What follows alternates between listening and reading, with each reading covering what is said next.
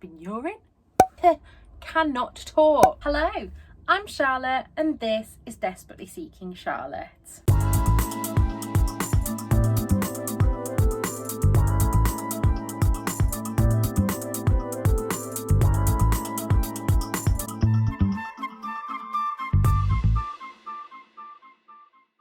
Today I'm coming to you with my May wrap up, and in May I read 10 books. Oof, let me just put them down because they are rather heavy. That was a total of 3,219 pages, which is well on the way to my 100 page a day goal that I've set for myself this year. Not sure if I've actually mentioned that here, but I've been using Storygraph to keep on top of my goals. So talking about Storygraph, I also want to share a couple of other stats with you. So a goal that I'm setting myself from June onwards is that I want to try and read about 50-50 fiction and non-fiction, and in May I didn't quite reach that target with 67% fiction and 33% non-fiction. However, because I am going to hopefully take part in non-fiction November this year, where I'm possibly going to solely read non-fiction, the yearly finishing might, balance it out a bit. But if not, it's fine. These are arbitrary goals that I set for myself and mean nothing in the grand scheme of things. So this was split across 12 genres according to Storygraph, which I will put on screen now. I do think that sometimes books don't get put into the right genre there, and also some books obviously have more than one genre. And yeah, so I take the year's ones with a pinch of salt. And my average rating for the month was 4.15, which I am more than happy with. I kind of wanted this year to try and just focus on books that I knew were going to be 3, 4 or 5 stars. Obviously there are some that I read that I do rate lower than that, but generally if a book is going to get less than about 2.5 stars, I DNF it, unless I'm doing it for a read along, etc., and then I will push through. But generally I think life's too short to be reading books that I'm not enjoying. So talking of DNFs, one book that I did DNF this month was briefly A Delicious Life by Nell Stevens. Now this, I believe, would be a really good book. It just wasn't for me.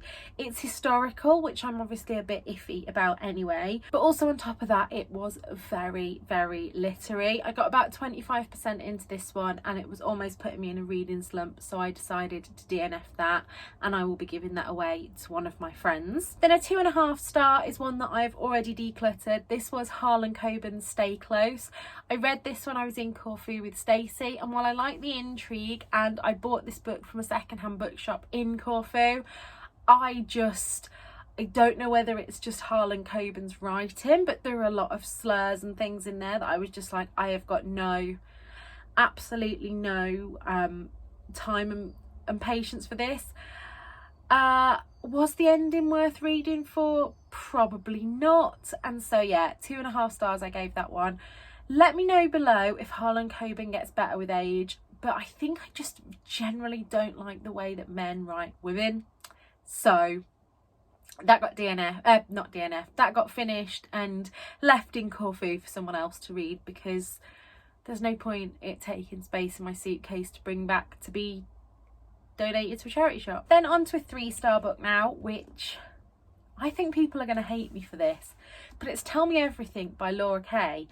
I really wanted to love this book, and I did enjoy the sex scenes in this, and I enjoyed the overall plot, but there's just something about Laura Kay's writing that I just do not gel with. So there were really long chapters which I lose patience for, and I've only read part of the split and then I kept putting it down, picking it back up, putting it down. So when the publishers offered to send me this one, I thought I'd give it another go, but I don't think Laura Kay is the one for me, and I really wanted her to be, because you know that I need more sapphic romance in my life, and this just wasn't the one for me, unfortunately, so I will be donating that one. Then on to a 3.5 star. Now I didn't know how to rate this one, and this is Get Changed by Cat Farmer, and I think if you're someone that doesn't already wear a lot of colour, this would probably be a 4 or 5 star for you. But for me,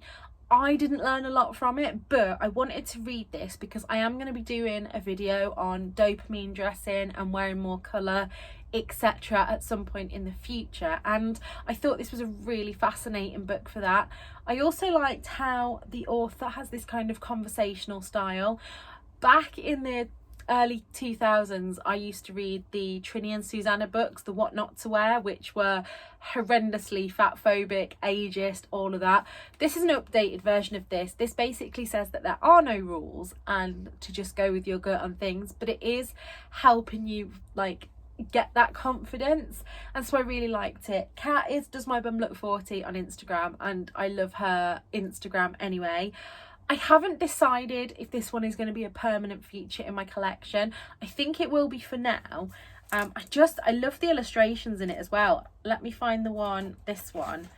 I want to recreate that outfit, and whoever the illustrator is, I don't know if it's Kat Farmer herself, but I would happily get like a style book with just illustrations from them, because I really, really enjoyed the illustrations in that. So then on to my 4-star books. The first of these is Health at Every Size. I've had this in my collection for a long time, and I listened to this on Scribd. If you're not already a member of Scribd, if you use the link down below, I get a free 30 days and you get a free 60 days. Scribd has got thousands of audiobooks and ebooks, and as you know, I've been really getting into audiobooks this year, especially with getting more and more migraines. I've been struggling to read ebooks, but when I kind of, with my fatigue, when I'm really fatigued, I can't concentrate on a physical book, but I love sitting in here, headphones on, audiobook all the way, and that's how I listen to this one. Now, I did mention in another video, I think, or I might have just made this up, but there has been some controversy surrounding the author of this book, and while I'm not going to go into that, this is one of the reasons why I gave this a 4-star, because although I liked the premise of it and I liked the general science point of it, I do know that this book is very white focused and able-bodied, and the author is a thin body, so the author has thin privilege, so I wouldn't recommend reading this one unless you've already got it on your TBR like I did. There are lots more books that are more inclusive, but I did enjoy this one. And then another 4-star is Cressida McLaughlin's The Cornish Cream Tea Summer. Now, this is the second book in the series. You'll see the other book later on. I gave this a 4-star because it was sitting around a 3.5 for a lot of the book. I didn't gel with the main character in this one, and yet the series itself is just one that I've fallen head over heels in love with. So in this one, we are following, I think Cressida McLaughlin's series are a bit like Heidi Swain's, that you can read them out of order, but they would contain minor spoilers.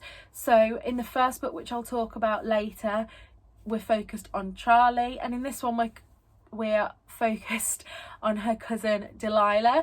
Delilah is running away from London to escape something that has happened, and when she comes to stay with her cousin Charlie, Charlie offers her a job on the Cornish Cream Tea bus, and things go from there. Like the first book, this had community spirit and all those things that I absolutely love.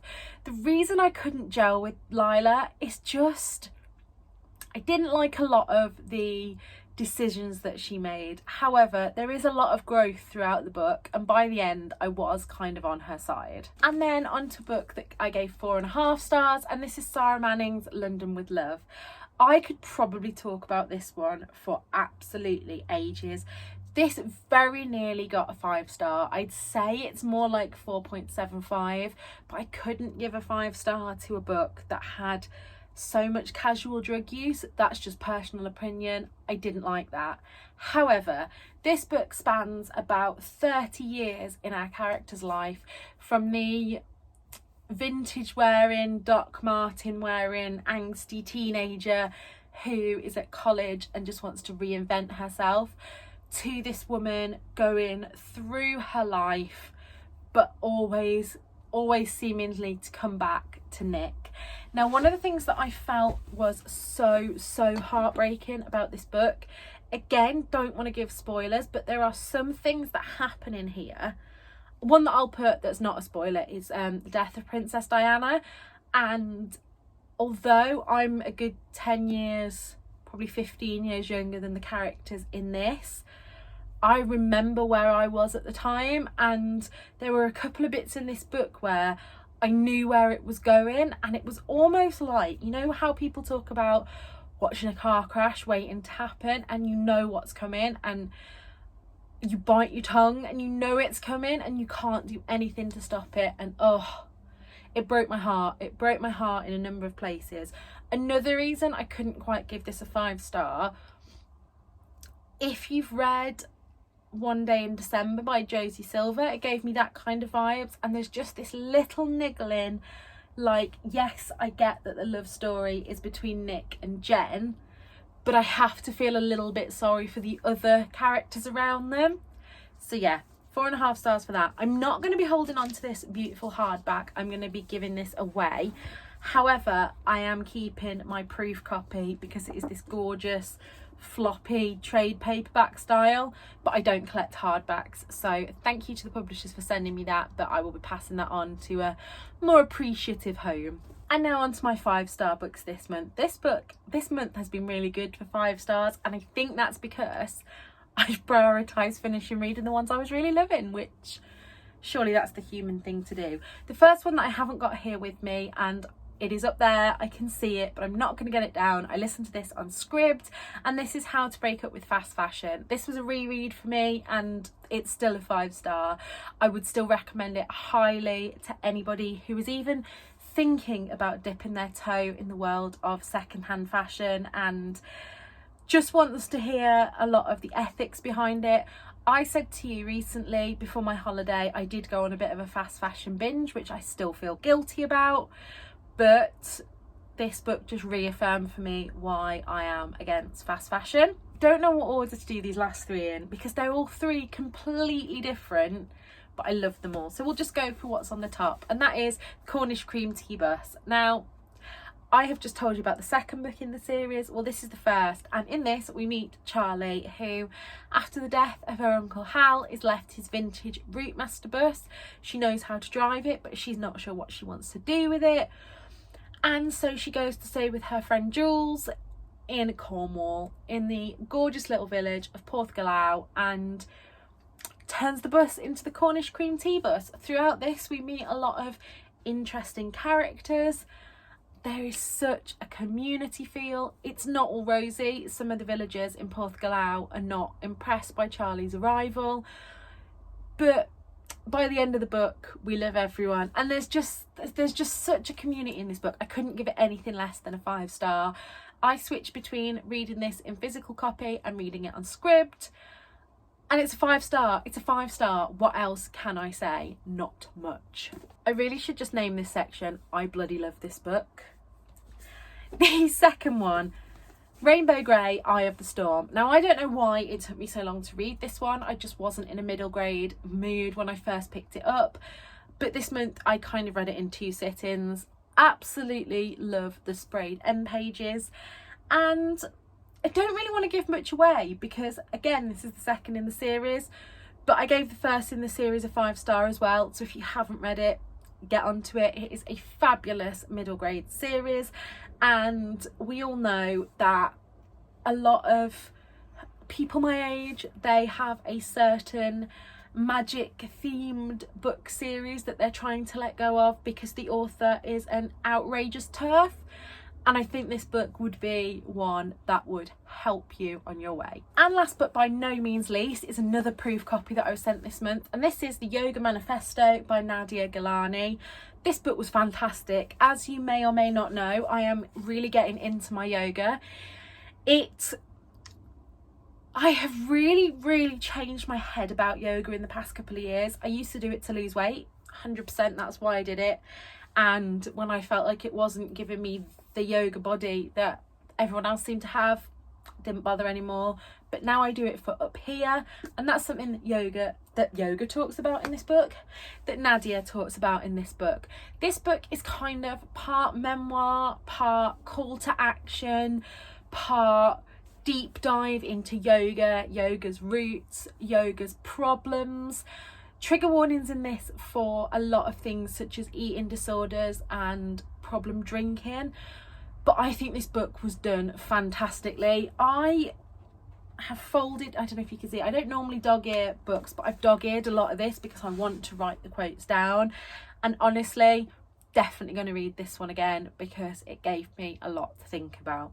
Well, the weather's changing now, so it is going very dark in here, so I'm going to wrap this up. But I hope you enjoyed this video. If you did, please give it a thumbs up and consider subscribing, because over 50% of you that watch these videos aren't subscribed to my channel.